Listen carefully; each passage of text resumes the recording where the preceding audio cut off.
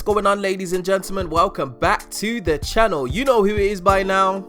Jimothy. Now, ladies and gents, we have a live duel for you. Definitely something that I've been wanting to bring to the channel for a while now, but because we haven't been able to play Yu-Gi-Oh! IRL, it has been a little bit difficult. So this is me playing heroes against my friend playing Numeron Eldlich zombie, some mishmash of a deck that just contains a load of different engines basically. Now, typically with the Numeron stuff, you do typically want to go first, especially to be able to set up your board. So I won the die roll. I wanted him to go first just to see what he could do, and I believe he is going to go first and try and start off his plays. Now, I am playing heroes. Heroes definitely a deck that I have not played in a while, but probably one of my more competitive decks, so to speak. So let's get it going. And he starts off with a Numeron wall. Okay, so we already know where this is going.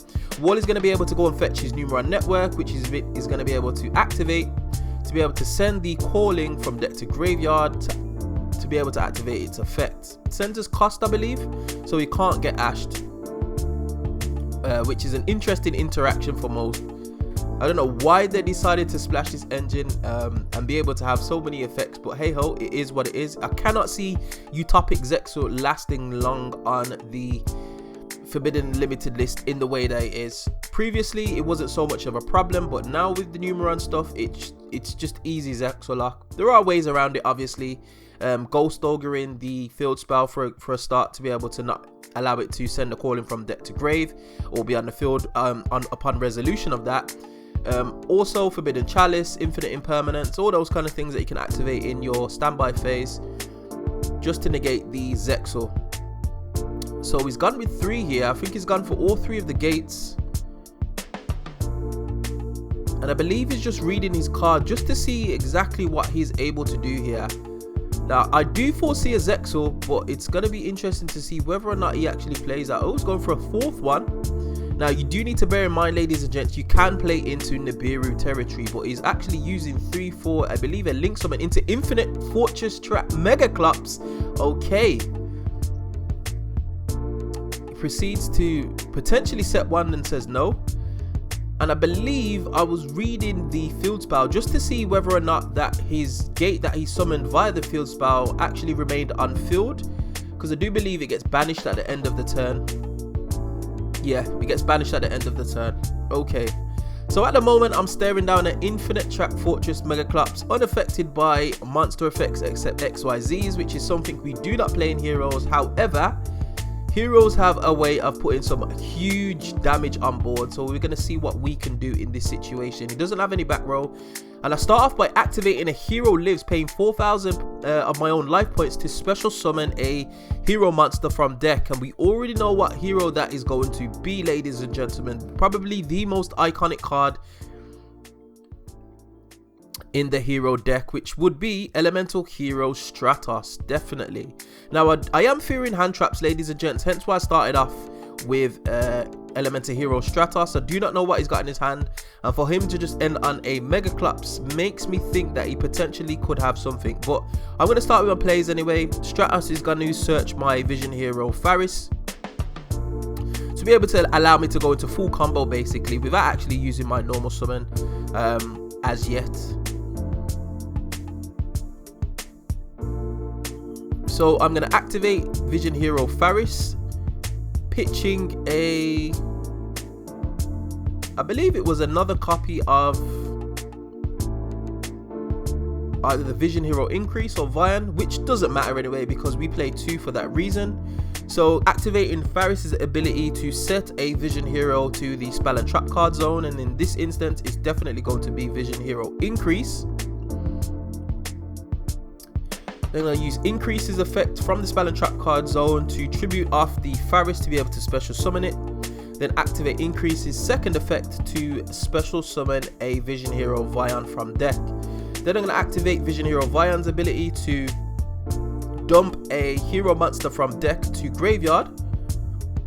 And activate Vision Hero Vian's secondary ability to banish a hero monster, which probably is going to be Vision Hero Faris, to be able to get a polymerization from deck to hand. Now at the moment the Infinite Trap Fortress Mega Clubs is sitting at 4,000 attack. However, like I said, heroes do not have a problem with just big beat sticks on the board.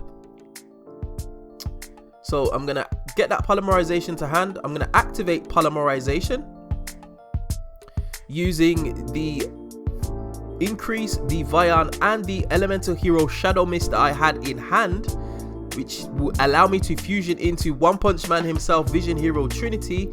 Again, activating my elemental hero Shadow Mist as it was sent to the graveyard to allow me to get a search for a hero monster, which in this instance is definitely going to be elemental hero Honest Neos. We already can see where this one's going, ladies and gents. This looks like it's going to be a swift match indeed. So I believe I did declare battle phase and there was no response, so I swing into his Infinite Fortress Megaclops, chaining elemental hero Honest Neos, allowing my Vision Hero Trinity to go up to 7500 attack and attack 3 times into Infinite Track Fortress Megaclops, doing lethal. My opponent was trying to do the math, but after calculation he realized that he's almost gone and done and dusted. There's nothing you could do there. That is a swift game 1 to heroes. As simple as you like. A few moments later. Right, so going into game 2, we are shuffling up here, and I do believe that my opponent made me go first, fearing the OTK once again. So he wanted to see what kind of board I could set up going first, just to see if he could be able to break it and potentially try and get back into this match, as he's already trailing 1-0 with a swift OTK that took less than 7 minutes, might I add. So it's going to be interesting. And a hero lives off the top once again, which is absolutely crazy. Being able to pay 4,000 of your life points to special summon a hero monster from deck, which in this case again is going to be Elemental Hero Stratos. Definitely a fantastic card for the hero strategy. Not once per turn, might I add. And definitely allows you to start off your play. So of course we're going to go for our Vision Hero Faris to be able to start our plays. Pitching a hero monster from hand to graveyard to be able to special summon it. Then a similar line of play of last turn, by where I'm going to activate Faris's ability to set a Vision Hero from deck to the spell and trap card zone, which in this instance again is going to be Vision Hero Increase. Activating Increase's ability to tribute the Faris to be able to special summon himself, and then activating Increase's secondary ability to special summon a Vision Hero from deck to field. And in this instance, once again, it's going to be Vision Hero Vion. Now, for the most part, heroes combos are semi-linear. If you do see Faris, that's probably something you'd be interested to stop, or interested in stopping. However, their normal summon is probably the most critical part of their play. So if you do stop their normal summon heroes, they can be in a bit of a pickle. Bear in mind, I have not used my normal summon yet, and we there link off into Elemental Hero Cross Crusader, which allows me to special summon a Destiny Hero from graveyard back onto field. And then using Extra Hero Cross Crusader secondary ability to tribute off the special summoned Destiny Hero to be able to get a search. No response from my opponent.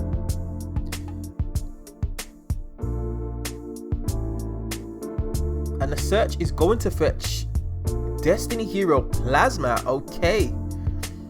So with the lines with Plasma, what if you didn't know, ladies and gents, when he is on the field, he is basically a one-sided skill drain. Your opponent's monsters cannot activate their effects are negated.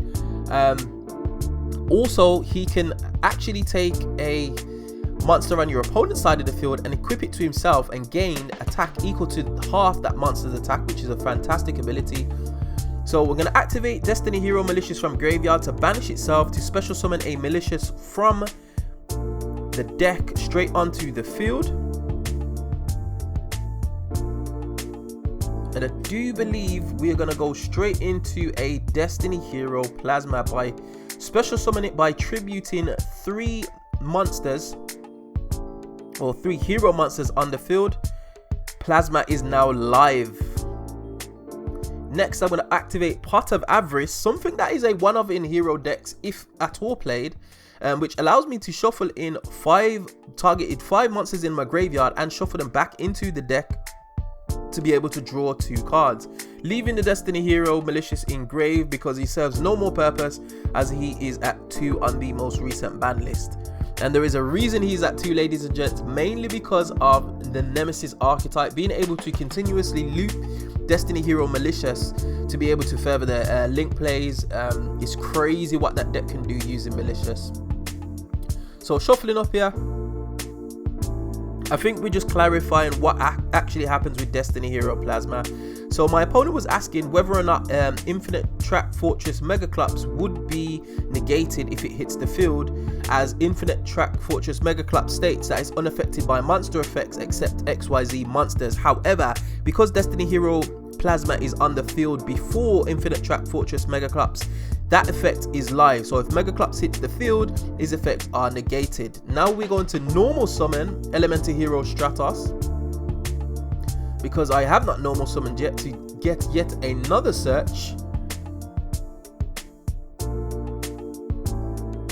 Now ideally the best play would have been Dark Law and Destiny Hero Plasma.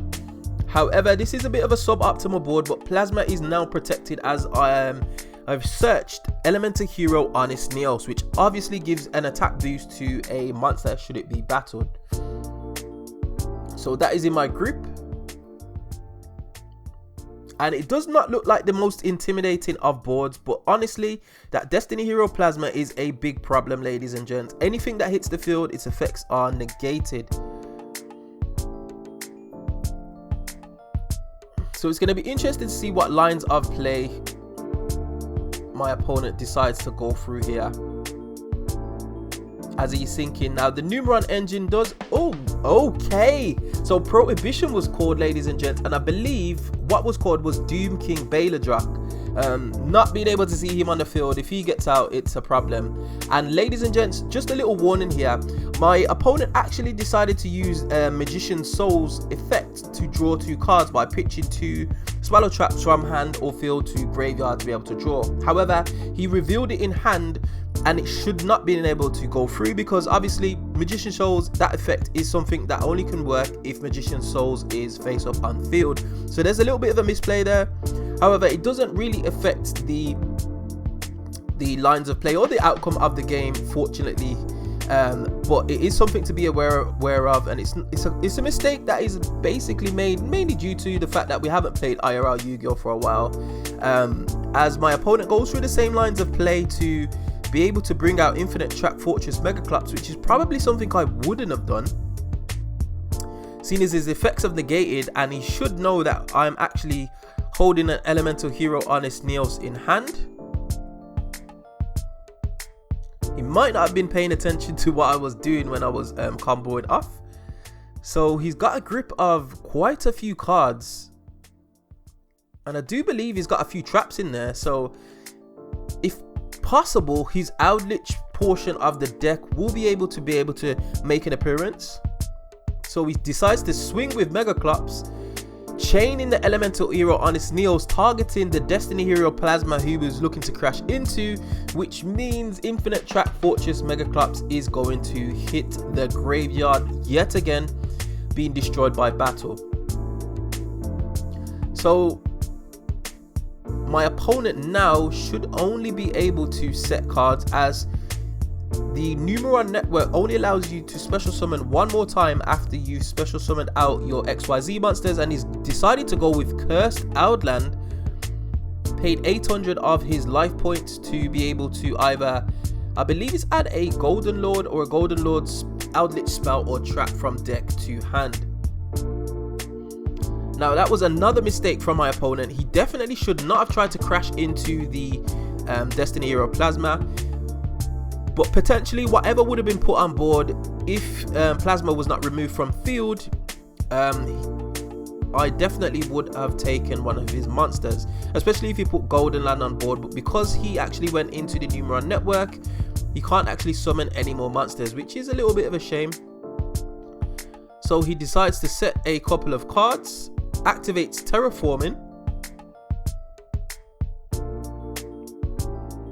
which will get him a search for, which is going to be quite interesting actually, because he's activating the terraforming. He does have an Eldlich in hand, as he has just searched one, and he's gone for a zombie world. Okay, so he's got a zombie world in his grip, ladies and gents. That prohibition preventing him from sending Doom King Baladrock to the graveyard to be able to special summon himself back onto the field.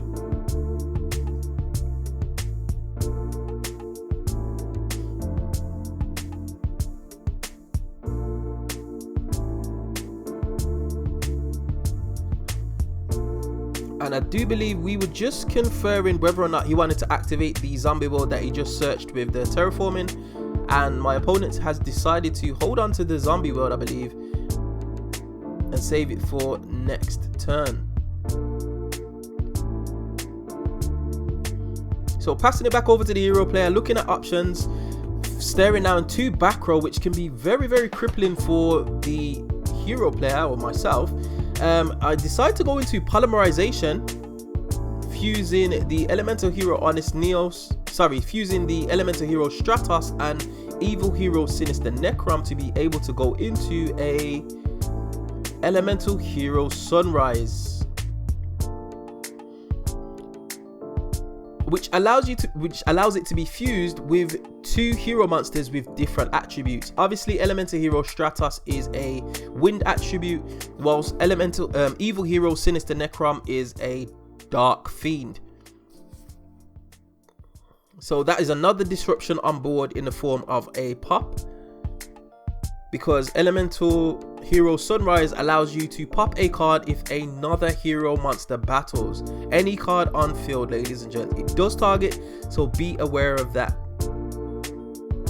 So I decide to swing with my Destiny Hero Plasma, activating elemental hero Sunrise's ability to pop a card.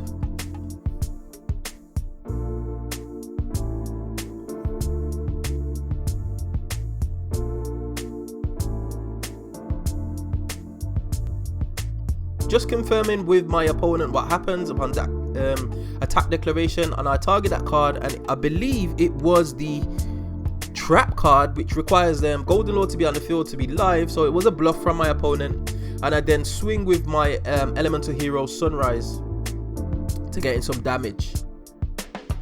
So things are not looking too good for the Numeron Eldlich player. Again, paying 800 life points to search for a Eldlich spell or trap as we pass it back to our opponent, and he is staring down a one-sided skill drain and a disruption in the form of a pop from elemental hero Sunrise. Not looking the best as my opponent searched a trap card, which is quite interesting. He is fearing getting Eldlich on the board, hence why he's a little bit hesitant to get him on the board. However, in this instance, I definitely would have got Eldlich on the board. Again, a little bit of a warning, ladies and gents. My opponent again misplays by using the effect of Magician's Souls to draw 2 cards, even though it's not face up on the field. However, like I said, it doesn't really impact the game as much, but it's just something that you need to be aware of. It does need to be on field to be able to activate its effects. So I believe my opponent has set 3 here. Now, in my opinion, what I potentially would have done in this situation is got Golden Land or Eldlich the Golden Lord on board and been able to use my spells and traps to remove threats from my opponent. So you could definitely use one of your spells and traps to get rid of Plasma, which would have freed up your monsters to be able to use their effects. So again, he goes into the Numeron network into Infinite Trap Fortress Megaclops, as he has got 3 set,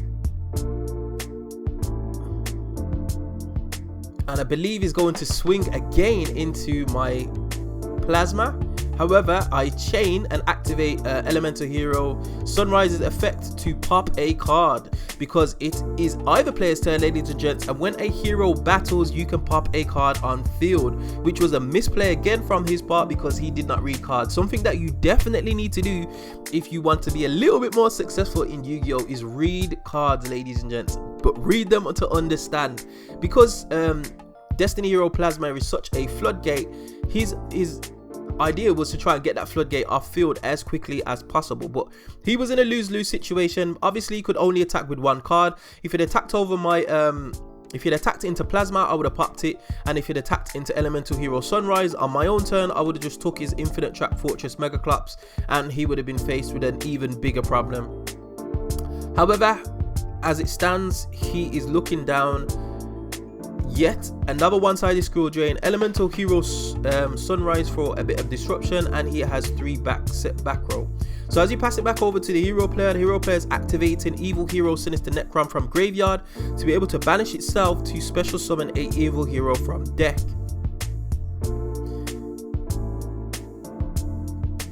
Now, I believe the Evil Hero of choice should potentially be Evil Hero Malicious Edge. And again, another bit of a misplay, ladies and gents. My opponent has actually moved one of the cards in the spell and trap card zone, something that you should not be able to do. But as again, we are playing local, well, say locals, we are playing under a bit of an understanding, ladies and gents, where those little things are kind of bypassed just because we're getting back into the game. It has been a while since we've actually had to play IRL Yu-Gi-Oh, so I let that slide. Malicious Edge hits the field, which allows it to do piercing damage. So I declare battle phase, decide to swing in. He actually chains, and I believe is that Hoquero of the Golden Land. It's one of the traps anyway. It doesn't have an effect because there is no Eldlich on field. So Evil Hero Malicious Edge is going to swing into it doing piercing, and I believe it's on 1800 defense. So taking damage, and then I decide to swing with Plasma. He chains, and then I chain Elemental Hero Sunrise to pop a card on field and redeclare attack declaration. Again, my opponents decided to read the card during the final moments here, which is a little bit too late. So I redeclare attack with Destiny Hero Plasma, and then attack for game with Sunrise. Ladies and gents, that is it. Hero making a swift work of the Numeron Eldlich zombie Doom King mashup, whatever you want to call it, ladies and gents. Now, ladies and gents, this is probably my first live duel. Definitely something I'm going to be bringing to the channel more often with a load more decks. So definitely keep it locked here. And as always, if you did enjoy this content, be sure to like, share, subscribe, all of that good stuff. And I will definitely see you guys on the next video. Hope you enjoyed. Peace.